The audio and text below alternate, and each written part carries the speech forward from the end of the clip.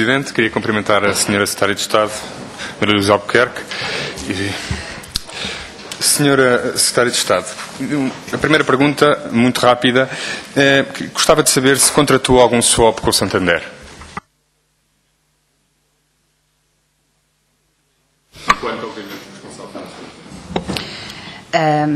Muito obrigada, Sr. Deputado.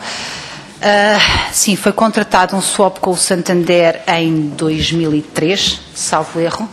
Era um swap simples que tinha passava de taxa variável a taxa fixa e tinha um nível de proteção máximo de 5,5%, ou seja, se a taxa de juros ultrapassasse 5,5%, o swap extinguia-se e, entretanto, viveu até à maturidade sem qualquer tipo de questão. Obrigado. Sr. Deputado. Obrigado, Sr. Presidente. Sra. Secretária de Estado, à data do relatório da Storm Harbour havia 6 swaps vivos na REFER, 5 dos quais realizados enquanto o Sr. Secretário de Estado era da Direção Financeira da REFER. Eu gostaria de saber quantos swaps dos que fez foram alvo de reestruturação com negociação antecipada enquanto estava na REFER. Ou seja, porque nós temos informação sobre swaps vivos, mas, obviamente, que isso não compreende todo o universo de swaps por si realizados. Portanto, quantos swaps realizou na REFER, enquanto lá esteve da sua responsabilidade, e se houve algum renegociado, reestruturado e, eventualmente, com que perdas durante esse período. Obrigada, Sr. Deputado. Vai-me permitir só que eu consulte aqui os meus dados.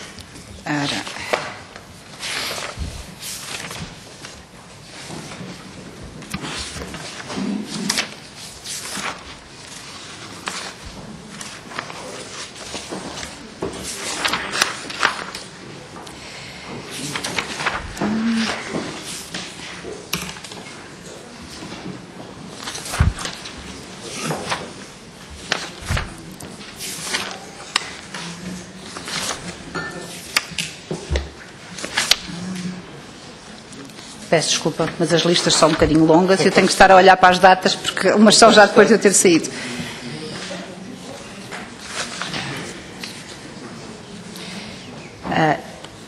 Existe aqui, relativamente a um empréstimo obrigacionista com maturidade em 2015, uma operação que foi contratada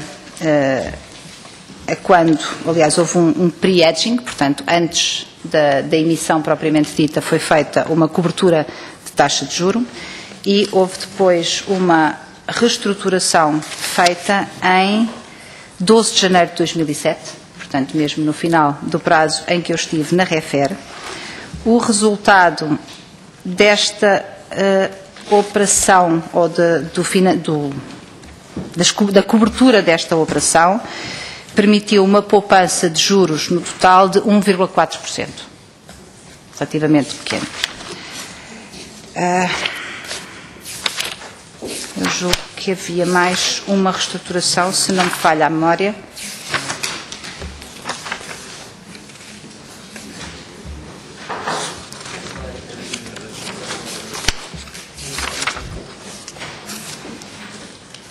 Eu poderei depois enviar esta informação por escrito à Comissão de Inquérito em detalhe, se os senhores deputados quiserem verificar. Eu julgo que havia uma outra reestruturação que eu estou aqui à procura, feita em 2003 sobre um empréstimo Schuldschein com maturidade em 2011 e o resultado desta operação, comparando com e sem swaps, deu um resultado positivo, ou um ganho de 13,67%, o resultado agregado. E julgo que não me falta nenhuma, mas como digo, poderei depois verificar e se houver alguma informação a acrescentar, não deixarei de a fazer chegar. Muito obrigado, Sr. Deputado. Obrigado, Sr. Presidente. Sra. Secretária de Estado, eu faço-lhe esta pergunta porque referiu aqui uma distinção importante entre perdas e complexidade / toxicidade. Eu penso que essa é uma distinção muito importante e eu agora gostava de lhe perguntar se a Sra. Secretária de Estado confirma ou não que, enquanto responsável da REFER, fez uma cobertura de risco de taxa de juros com indexação à taxa de juros sueca Stibor, em março de 2006. É um digital cap contra a taxa de juros sueca. Sr. Secretário de Estado, por favor. Muito obrigada, Sr. Deputado. De facto, fiz um contrato com essas características, conforme o Sr. Deputado descreveu.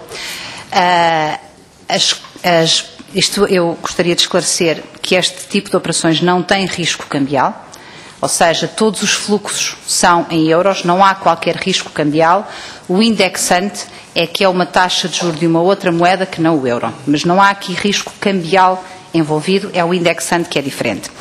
A escolha de indexantes de mercado que não diretamente o euro significou, no caso da REFER, que era possível ter uma otimização dos custos de financiamento e uma análise detalhada do comportamento da posição de swaps da REFER ao longo do tempo mostra que havia sempre uma compensação entre evoluções de variáveis de origem diferente. São variáveis perfeitamente monitorizáveis no mercado, são transparentes, são posições que podem ser desfeitas com qualquer contraparte, porque não envolvem índices proprietários nem outros indexantes que tornem a empresa refém do banco que os contrata, são indicadores de mercado que podem ser acompanhados, significa que se tem uma visão sobre a evolução de uma determinada variável e da forma como essa variável se comporta isoladamente e de que forma é que compensa eventuais evoluções em outras posições da carteira. Esse derivado, em particular, foi desfeito em 2005 e permitiu à REFER realizar um encaixe de perto de 8 milhões de euros. Não sei dizer o valor ao cêntimo, mas é dessa ordem de grandeza. Muito obrigada. Deixe-me só corrigir. Senhor Deputado, faz favor.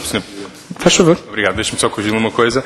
Obviamente que se está indexada a taxa de juros sueca, tem risco cambial, porque a taxa de juros sueca, obviamente, não é uma variável independente da taxa de câmbio da coroa. E mais uma correção que eu gostava aqui de fazer, foi a Sra. Secretária de Estado que introduziu aqui a distinção entre complexidade e perda, e foi a Sra. Secretária de Estado que disse que mais relevante do que a perda ou o ganho é a complexidade / toxicidade. Portanto, estou a socorrer-me de definições avançadas por si.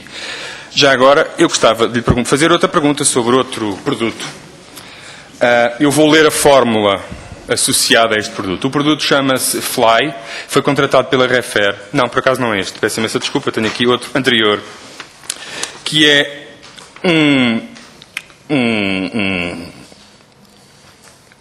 outro produto em que a REFER paga uma taxa fixa de 2,7 no primeiro ano, 2,9 no segundo, 3,5 mais 4,15 vezes N a dividir por N,1 nos 8 anos seguintes, 3,65 mais 5,75 vezes N a dividir por N,1 nos 8 seguintes após reestruturação de 2007, REFER recebe taxa fixa. Isto parece-me complexo, Sr. Secretário de Estado. Eu faço esta pergunta por uma razão, Sr. Secretário de Estado. A Sra. Secretária de Estado está em posição aqui de afirmar que os derivados que assinou, aos quais esteve associado enquanto responsável financeira da REFER, têm uma natureza, em termos de complexidade e toxicidade, diferente daqueles realizados por empresas onde estavam gestores, à data, que foram demitidos por este Governo? Sr. Secretário de Estado, por favor. Muito obrigada, Sr. Deputado. Eu agradeço-lhe a pergunta porque me parece que é útil fazer aqui exatamente essa distinção. Efetivamente, tem de ser feita uma distinção entre perdas ou ganhos e toxicidade. Os contratos considerados tóxicos, de acordo com os critérios do IGCP, envolvem um conjunto de elementos de caracterização. Foram esses os critérios definidos pelo IGCP que constam do relatório que foi enviado a esta Comissão de Inquérito. Esses critérios têm, para além da complexidade, outros aspectos, nomeadamente a opacidade, ou seja, a referência a determinados indexantes que não são acompanhados livremente no mercado ou cuja evolução não se conhece à partida o que é que está subjacente à evolução desse indexante, e também um elemento que tem a ver com o valor de mercado no momento inicial da transação, que pode indiciar, a partir de determinados valores, que os bancos tenham tido um lucro excessivo na transação e que é propiciado pela existência de elementos de opacidade, que que tornam mais difícil a quem contrata o swap perceber exatamente o que está em causa. E, de facto, a distinção, pode haver swaps plain vanilla, do mais simples que há, sem qualquer problema, com perdas significativas, porque a evolução da taxa de juros foi diferente daquilo que se pensava, e pode até haver swaps considerados problemáticos ou tóxicos que tenham ganhos. Ou seja, a questão das perdas e dos ganhos não é, de facto, o elemento crítico para fazer esta distinção. No entanto, os contratos de derivados da REFER, de acordo com os critérios do IGCP, havendo 2 contratos que foram classificados de complexos, eles não contêm os outros elementos que só adicionados permitem a classificação desses produtos como tóxicos ou problemáticos. Como digo, esses critérios poderão ser explicados em detalhe pelo IGCP, que os analisou, que os propôs e que os aplicou à análise de carteira. A complexidade em si não implica toxicidade.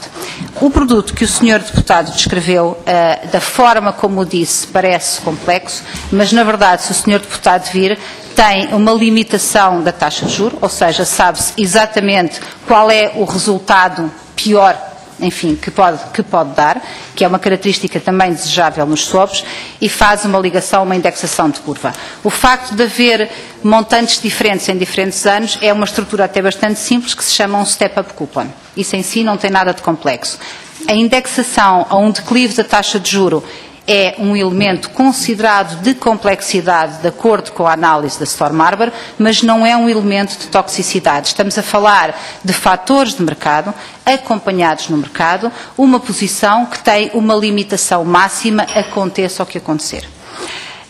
E a questão que me parece aqui fundamental explicitar, de facto, estes contratos, não apenas da REFER, mas contratos em outras empresas, como as Estradas de Portugal, como as Águas de Portugal, como a TAP, como a ANA, há muitos contratos em empresas públicas, ou melhor, há muitas empresas públicas em que não foram identificados contratos problemáticos ou tóxicos. Em número de empresas são até mais as que não têm do que as que têm. E mesmo dentro das empresas onde foram identificados contratos problemáticos, há também muitos contratos que não são problemáticos. Esta classificação resultou da análise do IGCP. Não obstante, se os senhores deputados querem uma avaliação objetiva da minha atuação na REFER ou do que resultou para a REFER em função dos contratos de derivados, a verdade é que resultou um ganho. E este ganho inclui todos os custos de desfazer posições, incluindo as atuais. Existe apenas um contrato vivo neste momento, com um valor negativo de mercado de 2,7 milhões e o resultado líquido é favorável à empresa. Resultou da minha atuação e, naturalmente, da gestão das pessoas que ficaram na empresa já depois da minha saída, que a REFER ganhou 31 milhões de euros com esta atividade, por comparação com o que teria sido o resultado se não tivesse feito contratos. Sendo relevantes todas as distinções que fiz anteriormente, este é um dado objetivo. Muito obrigada. Muito obrigado, Sr. Secretário de Estado. De novo a palavra ao Sr. Deputado João. Obrigado, Sr. Presidente. Eu vou insistir porque a EGREP contratou um derivado com a JP Morgan que foi considerado problemático pelo IGCP e que levou inclusive à admissão do Presidente da EGREP. A REFER contratou em março de 2005 para gerir o risco de taxa de juros do Eurobond de 5,15, um derivado com as mesmas características, apesar do prazo ser ligeiramente inferior, com o mesmo banco, e não foi considerado problemático. Porquê, Sr. Secretário de Estado? Sr. Secretário de Estado, por favor. Obrigada, Sr. Deputado. Mais uma vez, o IGCP poderá explicar em detalhe qual é a diferença entre os 2 contratos que fazem com que um seja considerado problemático e outro não seja, mas aquilo que me foi explicado pelo IGCP é que exatamente o contrato da EGREP tinha um chamado Day One PV, ou um valor inicial de transação muito elevado. Esta operação, no momento em que foi contratada, tinha já um valor de mercado muito negativo. Esse é um dos elementos que ponderou nos critérios do IGCP para a classificação como problemático. Não é o banco, nem era a estrutura de per si, era o facto de ter um valor inicial de contrato muito elevado. Muito obrigado, Sr. Deputado João Galamba. Obrigado, Sr. Presidente. Bem, o IGCP é, de facto, uma entidade tutelada por si. E eu, passando agora a outra série de perguntas, eu gostava de saber se a Sra. Secretária de Estado não considera que há aqui uma espécie de snowball de conflito de interesses. Eu vou enumerar vários. 3. Primeiro, se a Sra. Secretária de Estado não considera problemático, tendo a Sra. Secretária de Estado um conjunto de produtos que foram objeto de análise, se é a pessoa mais indicada para gerir politicamente esse processo. Em segundo lugar, eu gostava de saber se considera também adequado entregar parte deste processo ao Dr. João Moreira Rato, que, como sabe, foi responsável na Morgan Stanley pela venda exata destes produtos a empresas públicas portuguesas. E, para terminar, eu gostava de saber se considera que não há aqui também um conflito de interesse, ou pelo menos alguma, que é um pouco problemático, entregar este relatório à Storm Harbor, que, curiosamente, tem na sua direção uma pessoa que, em 2005, eu tenho aqui o documento, enquanto funcionário, enquanto responsável do Citigroup, propôs ao IGCP uma operação que, simplificando, podemos dizer que é uma operação exatamente da mesma natureza daquela que ficou conhecida na Grécia como o maldrabice nas contas. Estes produtos são conhecidos como produtos à prova da Eurostat e tendem basicamente, esconder dívida, esconder déficit. Esse produto foi proposto pela pessoa que atualmente avalia e é responsável pelo relatório encomendado pela entidade que está sob a tutela da Sra. Secretária de Estado. A Sra. Secretária de Estado não considera que há aqui, no mínimo, alguns problemas de conflitos de interesse? Sr. Secretário de Estado, por favor. Muito obrigada, Sr. Presidente. Sr. Deputado. Bom, a expressão snowball é de facto aplicável, mas a um outro contexto e, infelizmente, a um conjunto de responsabilidades que ainda estão vivas e que este Governo tem ainda de gerir e de resolver para que não tenhamos mais prejuízos. Não se aplica de todo na questão que colocou. A questão de ser a pessoa ou não mais indicada para gerir este processo. Sr. Deputado, se houvesse algum problema da minha parte em gerir este processo, teria sido fácil dizer: estes contratos estão assinados, vêm do passado, não há nada a fazer, temos que nos conformar com a situação que encontramos e pagar aquilo que nos for exigido, porque existem contratos assinados que representam responsabilidades de empresas públicas portuguesas. Não foi essa a opção do Governo. A opção do Governo foi enfrentar o problema, foi resolver o problema, foi abrir potencialmente uma guerra com muitos bancos internacionais, precisamente para conseguir resolver o problema de forma a salvaguardar o interesse público. E eu nisso, francamente, não vejo nenhum conflito de interesses, vejo isso como sendo a minha obrigação, enquanto responsável por uma Secretaria de Estado que tutela as empresas públicas. Do ponto de vista da gestão do processo, como eu disse aqui, aquilo que o IGCP fez foi um trabalho técnico, com uma assessoria técnica. Eu não tive qualquer intervenção nos critérios. Tal como também já referi, não há, nem nunca houve qualquer razão para que eu me sentisse apreensiva com eventuais resultados de qualquer auditoria ou análise que pudesse ser feita à REFER. O resultado da atividade de swaps na REFER é muito claro, é positivo para a empresa. Se os senhores deputados analisarem os próprios relatórios do setor empresarial do Estado, publicados pela Direção-Geral do Tesouro e Finanças, e olharem para a posição da empresa que tem a dívida mais elevada de todas, e como o valor de mercado dos derivados foi sempre de valor baixo, como as posições foram sempre absolutamente controladas, verificarão facilmente e sem precisarem de opinião, porque são dados objetivos, que efetivamente eu nunca tive qualquer razão para me sentir preocupada com o resultado de qualquer avaliação, nem necessidade de interferir em qualquer critério, nem o fiz. Isto foi uma avaliação técnica.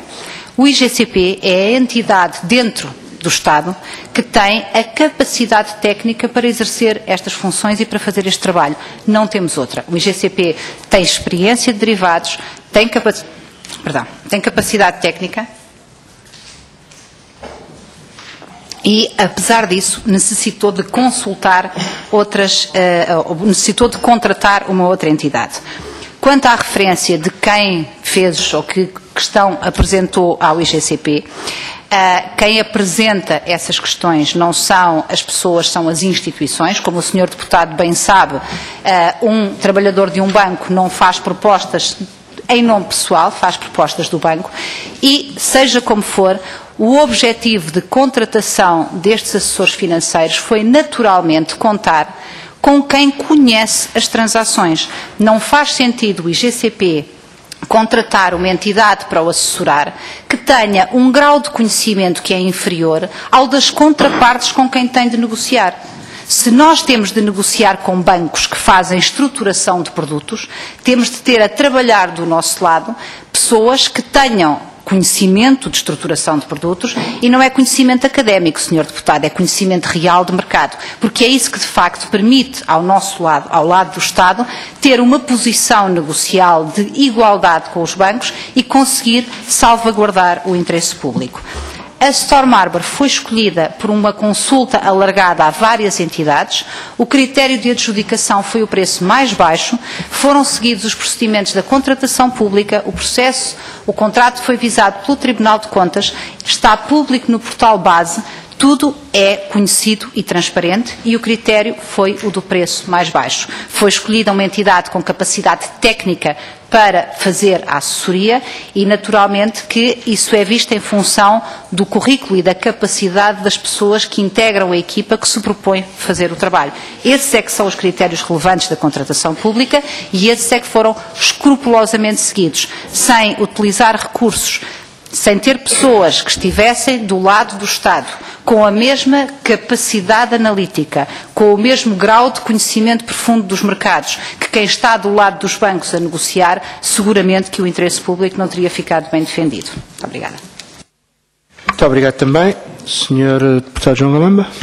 Sr. Secretário, é impressão minha, eu acabou de dizer que as únicas pessoas que o Estado português neste processo conseguiu contratar são pessoas que, infelizmente, no passado, trabalhava para a Morgan Stanley, vendeu produtos às empresas públicas que neste processo de renegociação foram cancelados, curiosamente, com o menor desconto face à perda potencial, falo da Morgan Stanley e do Dr. João Moreira Rato, e na Storm Harbor, e não é uma pessoa qualquer, era o responsável de Fixed Income, que é o Dr. Paulo Grey, que é o responsável pela Storm Harbor, que tentou impingir ao Estado português uma falcatrua semelhante à grega. A Sra. Secretária de Estado está a dizer que essas eram as únicas pessoas qualificadas para ajudar o Estado português nesse processo?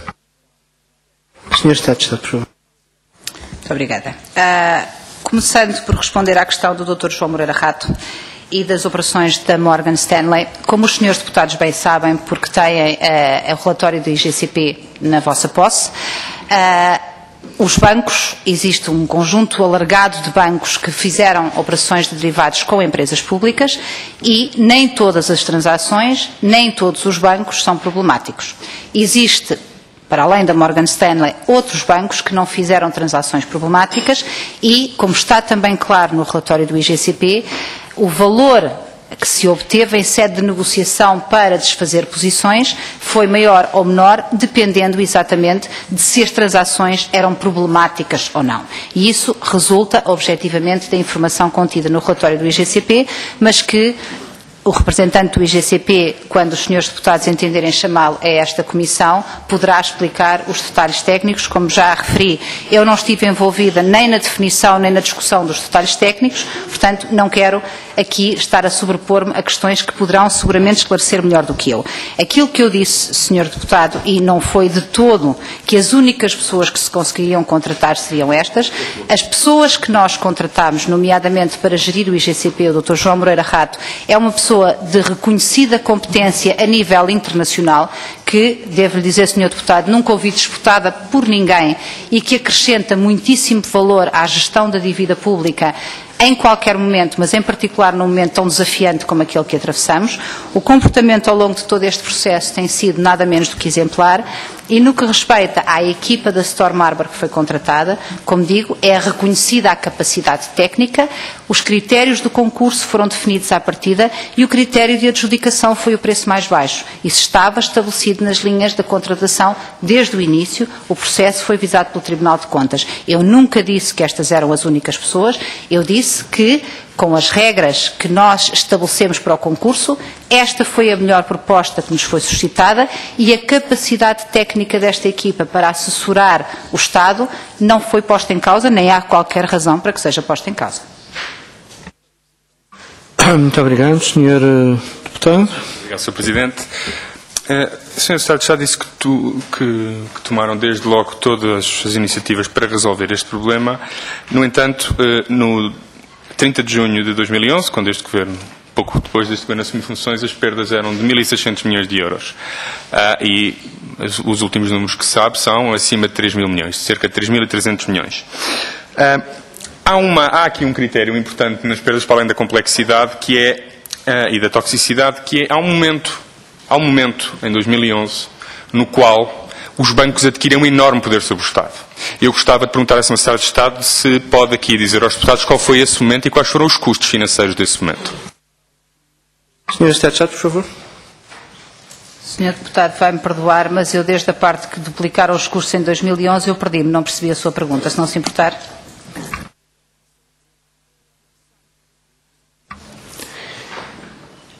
O Sr. Secretário de Estado falou há pouco dos triggers associados a ratings. E no momento em que os ratings descem determinado valor, os bancos adquirem um poder que antes não tinham. Qual foi a data, ou qual foi o momento e o evento em que os bancos adquiriram esse poder? Sr. Secretário de Estado, por favor. As cláusulas de perda de rating são diferenciadas conforme os casos. Há casos em que a cláusula de perda de rating estava indexada ao rating da República. Há casos em que era quando ficasse um nível abaixo ou 2 níveis abaixo, é diferenciado. Mas, em geral, significa a perda do rating investment grade. É esse o momento a partir do qual os bancos têm o direito de exercer as opções. No entanto, como o Sr. Deputado também sabe, existiam outras cláusulas de vencimento antecipado para além dessas. A do rating, uma vez baixado ou ultrapassado o limiar de rating que dá direito a esse exercício, a qualquer momento os bancos podem exigir o pagamento do valor de mercado. Nos casos das outras opções de vencimento antecipado, em alguns casos há momentos pré-determinados ou há eventualmente outros acontecimentos que podem gerar esse resultado.